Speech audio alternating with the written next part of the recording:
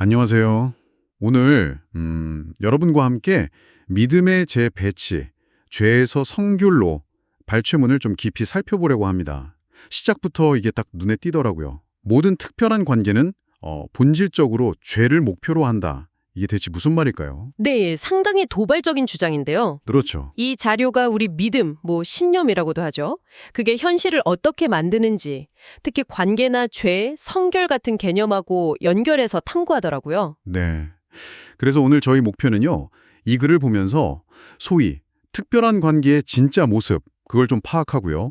또 어떻게 믿음을 다시 배치해서 죄책감이나 한계에서 벗어나서 성령이 안내하는 성결, 그 더 넓은 시야로 갈 수 있을지 그 핵심을 여러분이 딱 잡아가실 수 있게 돕는 겁니다.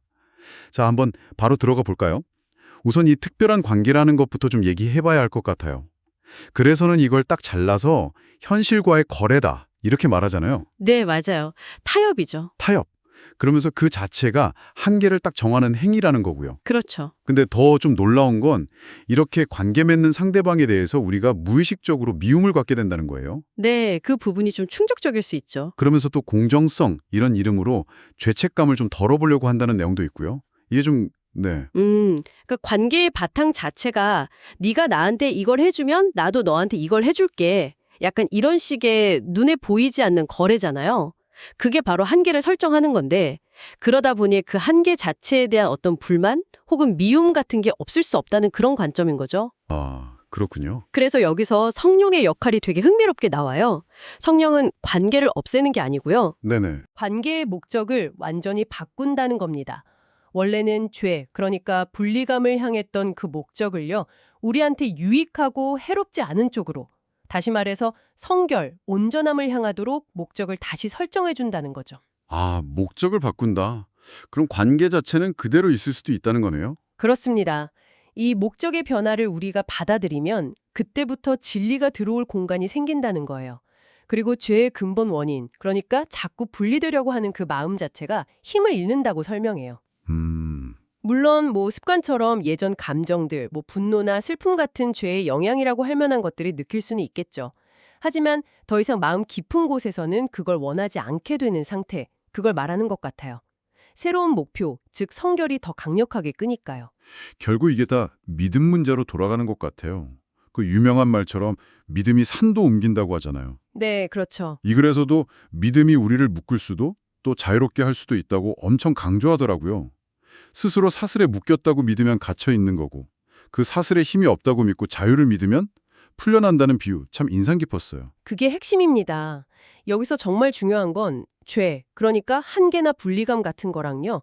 성결, 즉 자유나 온전함, 이 완전 반대되는 것에 똑같이 믿음을 둘 수는 없다는 거예요. 아, 죄에 우리가 믿음이라는 힘을 실어주는 만큼 성결을 경험하는 것에서는 멀어질 수밖에 없다는 거죠.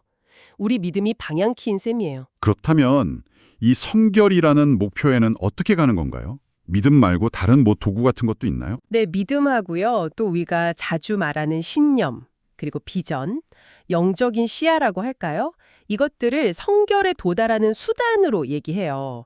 성령이 수단들을 써서 우리를 환상, 즉 분리감이라는 꿈에서 깨워서 진짜 세계, 온전함의 세계로 인도한다고 하죠. 그렇군요. 근데 재미있는 건 이 수단들이 확실성의 상태, 이 글에서는 천국이라고 표현했는데 거기에 도달하면 더는 필요 없어진다는 거예요. 잠깐만요. 그럼 이 믿음, 신념, 인식 이런 것들이 원래부터 성결을 위한 도구는 아니었다는 말인가요? 바로 그 점이 이 글에서 어쩌면 가장 좀 파격적인 주장일 수 있어요.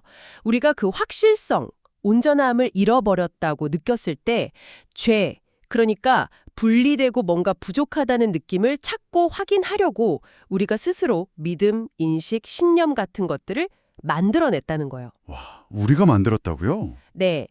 심지어 믿음 없음이라는 것조차 그냥 믿음이 없는 상태가 아니라 허상, 그러니까 나는 무력하고 한계 속에 있어.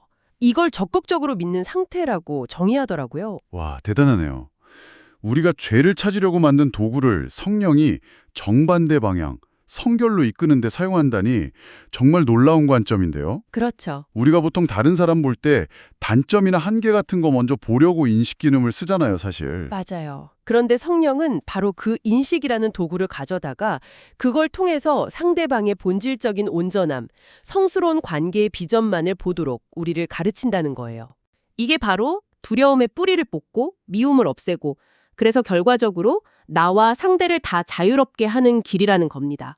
이렇게 상대를 육체적인 한계에서 자유롭게 해주려는 마음을 가지면 두려움이 없어진다. 이런 말도 있었는데요.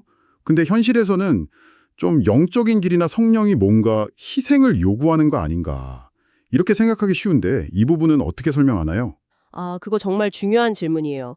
이 글은 아주 단호하게 말합니다. 성령은 절대로 거래하거나 희생을 요구하지 않는다고요. 절대요? 네.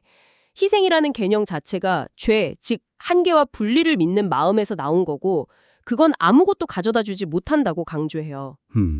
희생은 본질적으로 육체에 가해지는 거고 마음이 죄, 즉 한계나 미움을 현실에서 이루려고 육체를 이용하는 시도라는 거죠. 그렇다면 우리가 흔히 생각하는 내려놓음이나 포기 이런 거랑은 좀 다른 개념인가 보네요. 성령이 우리한테서 뭔가를 빼앗아 가려고 한다.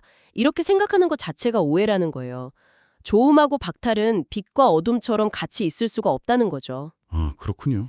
성령은 우리가 벗어나길 바라는 것, 그러니까 희생이나 박탈 같은 걸 우리한테 줄 리가 없다는 논리예요.